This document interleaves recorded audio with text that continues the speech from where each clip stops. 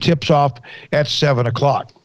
Now, I don't know, Craig, I know you're an Oklahoma fan, cover college football, but the Oklahoma media, Paul and Craig, are just, they're being spoiled by Brent Venables in ways in which apparently it was not the Kremlin, but the access at Oklahoma under Lincoln Riley apparently was not great.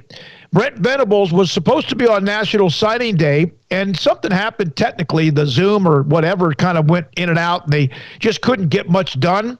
So Mike Houck came back along with Venables and told the media, the local media covering, that they were going to come back, and they did a session yesterday. It went 90 minutes. 90 minutes, all questions answered, lengthy responses. Of course, Venables is trying to get things done as well. But apparently, the local media in Norman, Oklahoma City, in the state of Oklahoma, is blown away by the access they get from Brent Venables. Yeah, I mean, 90 minutes with any head coach is not normal. I don't know that I would get too used to that, but hey, if that's what he's going to do every time, then yeah, they've really hit a gold mine media-wise. We'd love to talk to Aranda on a more regular basis, but we don't get a chance to, and it sucks because he's a guy that's really interesting to listen to. But man, I can only imagine if we got 90 minutes with him, that'd be amazing. So yeah, it sounds like they're getting a little spoiled in a good way, and we'll see if he has too many more 90-minute media sessions along. I mean, something tells me that he's going to get a little busy for those, and that probably won't be a normal thing. But I've noticed too with their fans, like I think it was Stuart Mandel put out an early top 25, and he either didn't have them in there, or I think he didn't have them in there. And if he did, if I'm wrong about that, then he had them like really low. But I'm pretty sure he didn't have them in there. And I looked at his tweet talking about the response that he was getting, and there were over 400 replies to his tweet about Oklahoma not being in his top 25. And it was pretty much 400 Oklahoma fans telling him why he was an idiot and wrong, and how Venables is doing all these great things already. And like, I just get the sense that Oklahoma fans were kind of like prisoners in a way. And they've got like this new freedom they didn't know existed, with like a coach that's actually like media friendly and open. And there's just a different way of doing things. And it's like, it's a revelation to them. I feel like they've discovered like this new, I don't know, this new way of head coaches being or something, but they're awfully bought in already to Brent Venables, and very adamant in why they're going to not miss a beat and be the same Oklahoma they've always been, if not better, and pointing to Riley not having his head all the way into things last season, and pointing to their lack of physicality over the years, and pointing to this and that, and believing that Brent Venables is going to fix all those things. So I expect Oklahoma to be good next year. I don't know how good just yet, because I kind of need to see the roster take shape a little bit more. But just in terms of the media session thing, I mean, that's awesome. And I'm sure it was a B to have to sit there and re-listen to and recap, because I know how long that takes. And 90 minutes, that would take forever, but in the best kind of way. So, yeah, good for them. I had two thoughts when I heard 90 minutes. The first one is someone who sat through some long press conferences before, and I thought it better have been good, because 90 minutes is way too long for me when you think about like, oh my gosh, we're gonna have to break this down or use something from this, and there's 90 minutes. It's just too much. But also, thinking about all the years that we've covered the Big 12, guys, and we didn't get Bob Stoops when he was at Oklahoma. We got him when he was in the XFL, and we got Lincoln Riley for the first time this year, and then he's gone. So it was refreshing to hear that Brent Venables isn't scared of, it doesn't have some kind of, draconian media policy and is open up. But he also, there's a gap he has to bridge, not only with the media there and getting to know them, but with the fan base and letting them get to know what Brent Venables is now post his other time in Norman. I do think it's funny that he's got all these people coming to his defense and ready to to fight for him to the death, when before they were like, I'll bring you some boxes from my house if you would just take any other job. And because they were just so fed up with the defense at Oklahoma when he was the coordinator there. But certainly he's kind of changed his the view of himself very well. But yeah, I 90 minutes is that's a long press conference, man. That's one of those that when we do in live radio, you're thinking like, am I going to have to be late to the show or leave this thing early and look like a jack? Like I've had to do that a couple times in a long press conference. Like I got to go. I got a show to do, and I feel like I look like a jackass because I'm like, all right, that's it. I got to go. No, you're right. And there are, like today, Scott Drew was available at 12:15, and usually on the day before perhaps a road trip, sometimes on the day of a game at home or so, we're able to get an assistant coach, but their travel schedule was so screwed up.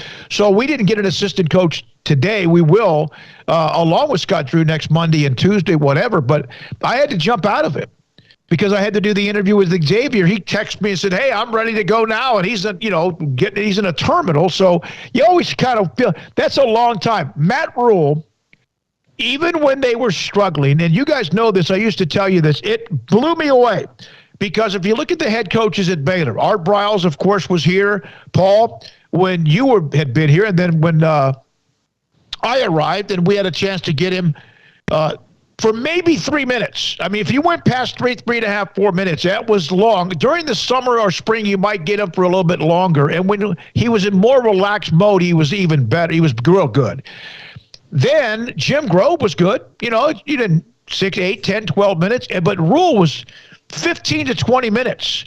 And Aranda, we've had some that have gone 10, 12, 15 minutes with him. And I always feel like I'm sorry I took so much of your time because he has so much more to do. But a media session never really goes more than 15, 20 minutes at the most, whether it's a Monday or after a game? Well, no, it doesn't. And the other ones I would get stuck at that were long were coaches who like to pontificate. And I'll let people guess who that coach was at Baylor that did that a lot. Really? Yeah, I'm getting heavy. I'm getting heavy Chris Beard, Texas Tech vibes with Oklahoma and Venables and Riley. I don't know about you guys, but that's kind of the vibes that I get of the coach they had was pretty good. And then the way that he left soured a lot of people on him to the point where some have convinced themselves that he wasn't that good of a coach anymore and that the new guy's better. That's kind of the vibes I get. And look, Mark Adams has Texas Tech just as good as they were. They're just as good. Are they going to get to a national championship game under him in the next few years? Possibly. Haven't done that just yet, but without making a judgment one way or the other, that is kind of the vibe that I do get, though. Is Tech fans and basketball. That's how OU fans are in football right now. A little bit jaded by the way their coach left and how and where and all of that, and now having told themselves of. Well, yeah, we were in the playoffs, nearly every year and winning the Big 12 title nearly every year. But by the end, we were getting ready to fall apart. It was gonna come crashing down, or maybe not crashing down, but it could be better. It could be better than it was. And look, maybe Venables does put them in a better spot than they were. I mean, he's recruited really well so far. He's hired some great assistant coaches, and he's hired what seems like, just in my viewing and passing, like dozens of peripheral coaches and staff members as well, recruiting members and things like that. So, they're going to be well-tooled, and Dylan Gabriel's a nice replacement for Caleb Williams. It's about as good as you could do without having to throw in some 5-star freshman or something. Yep. But, we'll see. I think the Big 12 is going to be awfully competitive next year because they're not the only team retooling. I mean, we've seen the moves that Texas has made. Baylor's going to be back strong. Tech should be better. TCU will be interesting. So it'll be a fun ride. But, yeah, I definitely get that shiny new car feeling and some of that Mark Adams, Texas Tech, Chris Beard vibes from OU fans right now. Yeah, I agree, Craig. Right now I think it's a breath of fresh air because they're bitter. There's a little bitterness, too. And, hey, let's not fool ourselves. Some that cover teams that they cover are fans of those schools or programs. And we see that more now maybe than ever before because of just the way things are. And I think that all started to kind of get to be that way with blogs. And now, you could tell. listen, we cover Baylor, and it's great when they win, and it's really nice when they win. And if they win, it's good for us too.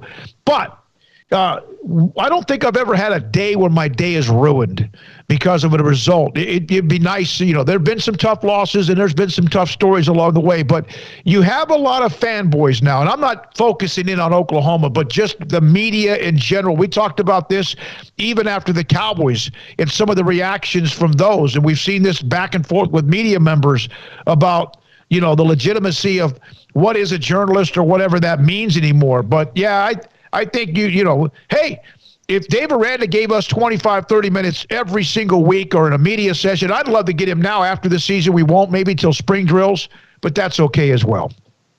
Yeah, and I'm just commenting more on like the sense that I get from just observing the fan bases. I'm not making a judgment one way or the other. That's just what comparison it strikes me as is the Texas Tech Chris Beard thing. So we'll see. We'll see if Venables is Mark Adams and keeps the boat going and moving on along and maybe even better and faster and stronger, or if he's not. And if not, either way, that's going to be a big story. Like I said, not judging it one way or the other. That's just kind of the feel that I get of, a little bit jaded and of the belief that the new guy will do it the right way and do it better than the previous guy did, even though the previous guy won a lot of freaking games and Heisman. And, that's not just something that just any old guy who's not really doing his job accomplishes. So, it's going to be a fascinating thing to see them change coaches for the first time in a while, and not just a transition from a legend to the guy in waiting, but like an actual full bore, cultural shift, staff shift, everything. It's a new era truly, and it'll be really interesting to watch how this goes for OU. Yeah, I think so. Craig, it's still a fantastic comparison you made between. Yeah. It really is fans do that. Although I was kind of expecting. What I was worried about with Venables, and he's done a good job to stake his claim and be out there. And you have to do this in the modern world. Was people going to be like, yeah, but Lincoln was so great, But instead, they're kind of they're scorned lovers as a kind of a way, and be like, all right, you know what? No, the hell with you. Go to California, live your life. We don't care. I would think that Oklahoma fans, they've been so good for so long. You should have confidence in the fact that your administration can hire a good coach.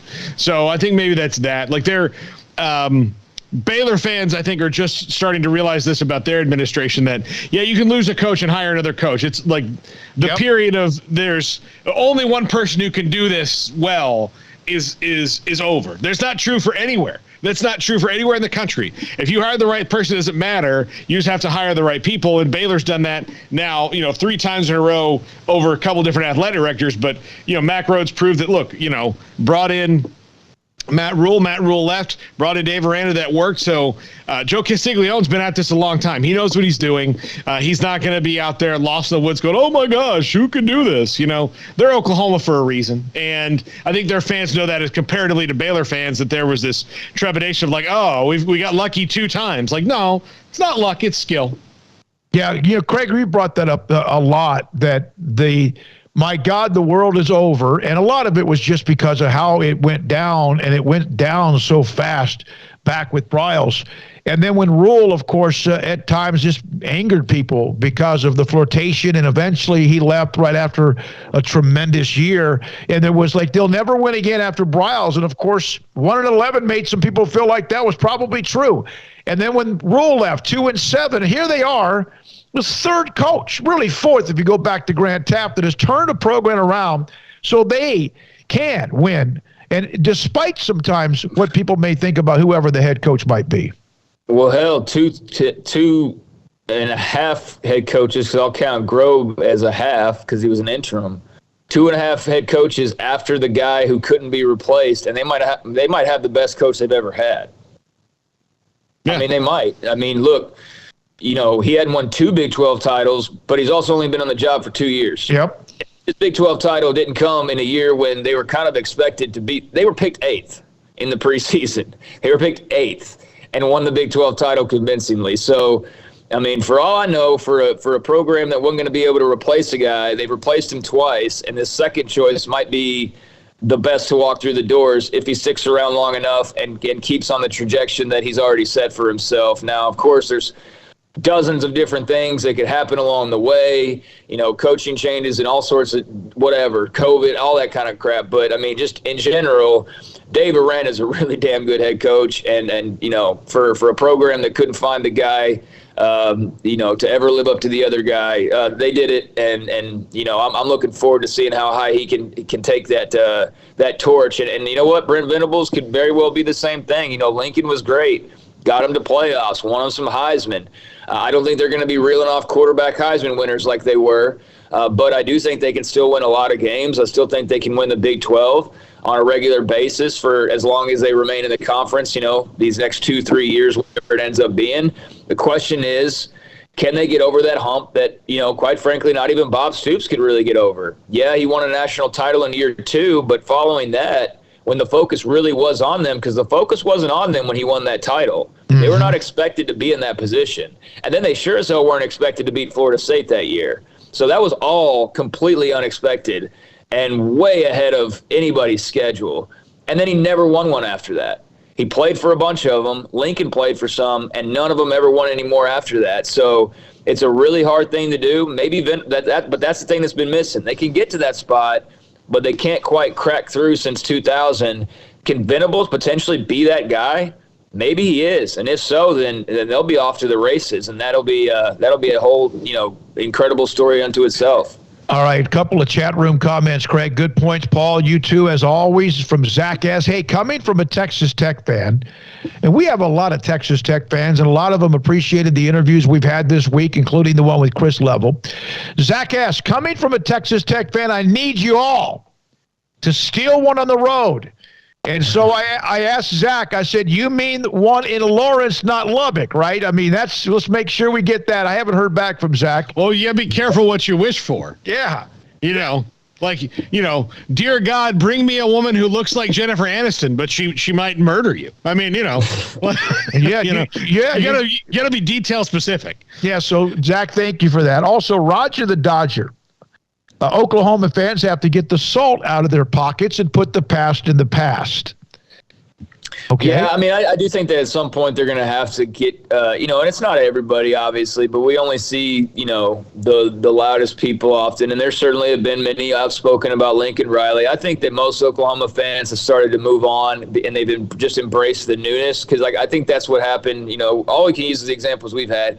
It's like how it was. Like, Bryles had a bunch of loyal people. Eventually, the rule flipped them, and I think Aranda's pretty much, convinced everybody in a very short order that, they're all on board with him. But, for Venables, I think that there is still a little bit of that Lincoln Riley, hate, PTSD, whatever, left over. But these hires that he's made, these recruits that he's bought in, the excitement that he's drummed up, the 90-minute media session, like he's wooed over the media now. He's won over the fans, it appears, with some of his moves. So I think that the Lincoln Riley stuff's starting to subside a good bit. Not all the way, and it needs to, sooner rather than later, just be all the way out of the way. But I do think he's done a good job as best as he can without any games to play of, putting some of that to the side. But there's always going to be a bunch of fans that I would imagine will never quite get over their bitterness over that whole situation. And that's understandable to an extent, because it was a really weird deal when it happened. Think about this from Stephen Snook. Cincinnati's last 5 coaches: Mark D'Antonio, Brian Kelly, Jones, Tuberville, and Fickle. So some really good ones, and then one guy who's a sleazebag senator. So good, yeah. No, Paul, talking football. I mean, he was a sleazebag senator when he was a coach. He was not a good football coach at the end, either at Texas Tech or Cincinnati. At Cincinnati, Texas fans can bond over that one. Yeah, let them fight over that. All right, when we come back.